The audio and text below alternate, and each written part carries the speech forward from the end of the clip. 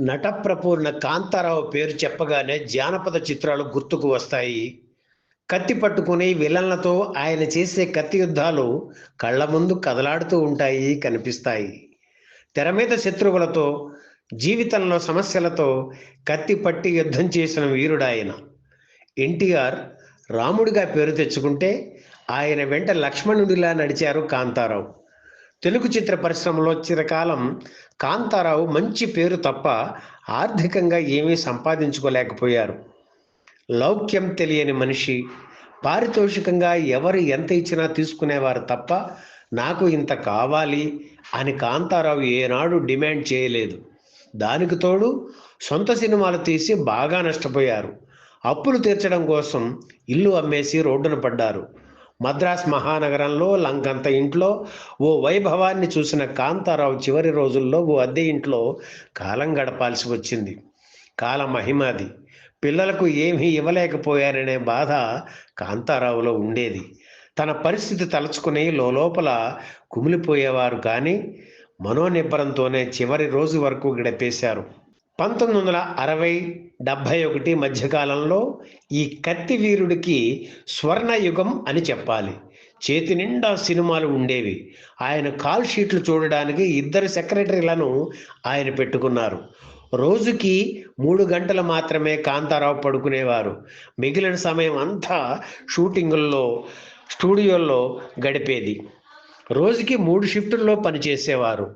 అంత బిజీగా ఉన్నా పారితోషికం తక్కువ కావడంతో డబ్బు కనిపించేది కాదు. అయినా వచ్చిన దాంతో సంతృప్తి చెందేవారు కాంతారావు. సాంఘిక పౌరాణిక చిత్రాల్లో నటించిన జానపద వీరుడుగా, కత్తి కాంతారావుగా ప్రేక్షకుల మదిలో ఆయన గుర్తుండిపోయారు. ఎన్టీఆర్, ఏఎన్ఆర్, ఇతర హీరోలు జానపద చిత్రాల్లో నటించిన కత్తి వీరుడుగా ఆయన ట్రేడ్ మార్క్ మాత్రం కాంతారావుదే. తనదైన ముద్రతో తిరుగులేని కథానాయకుడిగా పేరు తెచ్చుకున్నారు. కాంతారావుకు మాస్ ఫాలోయింగ్ వచ్చింది జానపద చిత్రాలతోనే.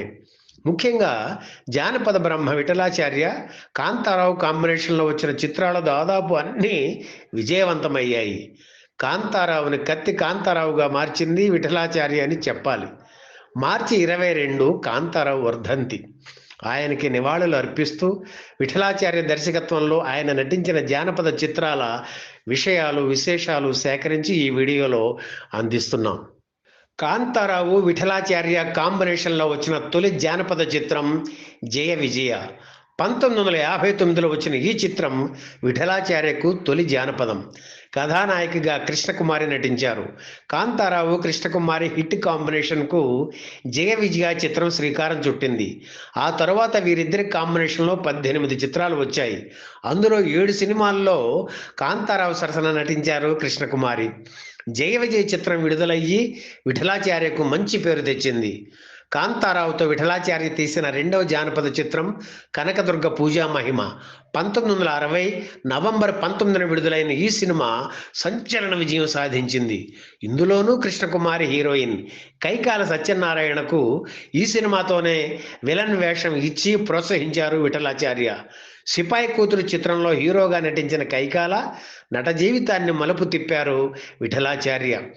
జానపద బ్రహ్మగా ఆయన బ్రాండ్ కనకదుర్గ పూజా మహిమ చిత్రం నుంచే బాగా డెవలప్ అయింది. కాంతారావు, విఠలాచార్య కాంబినేషన్లో వచ్చిన 3వ జానపద సినిమా వరలక్ష్మి వ్రతం. కాంతారావు, కృష్ణకుమారి హీరోయిన్లు. ఇందులో కైకాల కృష్ణకుమారి తండ్రిగా వృద్ధ గెటప్లో కనిపిస్తారు. మాంత్రికుడుగా రాజనాల నటించారు. 1961లో విడుదలైన వరలక్ష్మి చిత్రంలో విఠలాచార్య ట్రేడ్ మార్కులు, ట్రిక్ వర్కులు బాగా ఉండి ప్రేక్షకుల్ని అలరించింది. ఆ తర్వాత కాంతారావు హీరోగా ఖైదీ కన్నయ్య చిత్రం తీశారు విఠలాచార్య. ఇది సాంఘిక చిత్రం.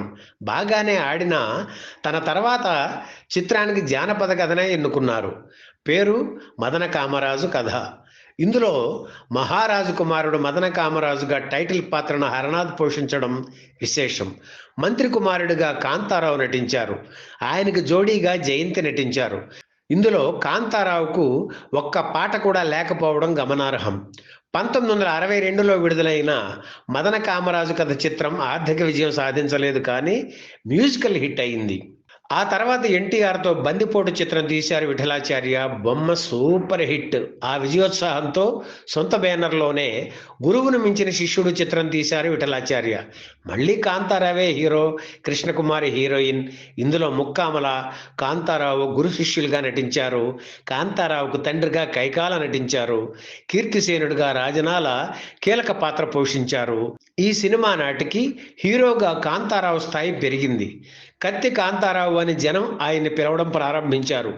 గురువును మించిన శిష్యుడు 1963లో విడుదలయ్యి పెద్ద హిట్ అయింది.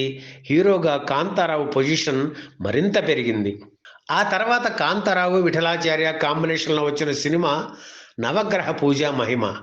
ఈ సినిమాలో నటించడం తనకు ఇష్టం లేకపోయినా విఠలాచార్య కోసం అంగీకరించి చేశారు కాంతారావు. ఇందులో నారదుడిగా అతిథి పాత్రలో శోభన్ బాబు కనిపిస్తారు. కైకాల, వాణిశ్రీ కీలక పాత్రలు పోషించారు. వాసంతి కథానాయికగా నటించిన నవగ్రహ పూజా మహిమ చిత్రం 1964లో విడుదలయ్యి విజయం సాధించింది. కాంతారావు హీరోగా, రాజశ్రీ హీరోయిన్గా నటించిన విఠలాచార్య చిత్రం విజయసింహ. రాజనాల విలన్. 1965లో విడుదలైన విజయసింహ ప్రేక్షకుల్ని ఆకట్టుకుంది.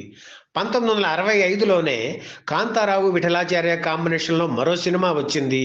దాని పేరు జ్వాలాదీప రహస్యం. కృష్ణకుమారి కథానాయిక.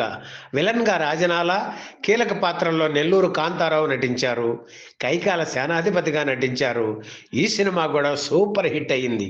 ఇద్దరు హీరోలతో విఠలాచార్య తీసిన సినిమా ఇద్దరు మునగాళ్ళు. కాంతారావు, కృష్ణ హీరోలుగా నటించారు. విఠలాచార్య దర్శకత్వంలో కృష్ణ నటించిన ఏకైక సినిమా ఇదే. కృష్ణకుమారి, సంధ్యారాణి హీరోయిన్లు. 1967లో వచ్చిన ఈ సినిమా విజయం సాధించింది. ఆ తర్వాత ఎన్టీఆర్, కాంతారావు హీరోలుగా చిక్కడు దొరకడు చిత్రాన్ని రూపొందించారు విఠలాచార్య. జయలలిత, కృష్ణకుమారి హీరోయిన్లు. ఈ సినిమా నిండా మారు వేషాలే. ఎన్టీఆర్, కాంతారావు, జయలలిత, కృష్ణకుమారి, బాలకృష్ణ అందరూ మారు వేషాల్లో కనిపిస్తారు.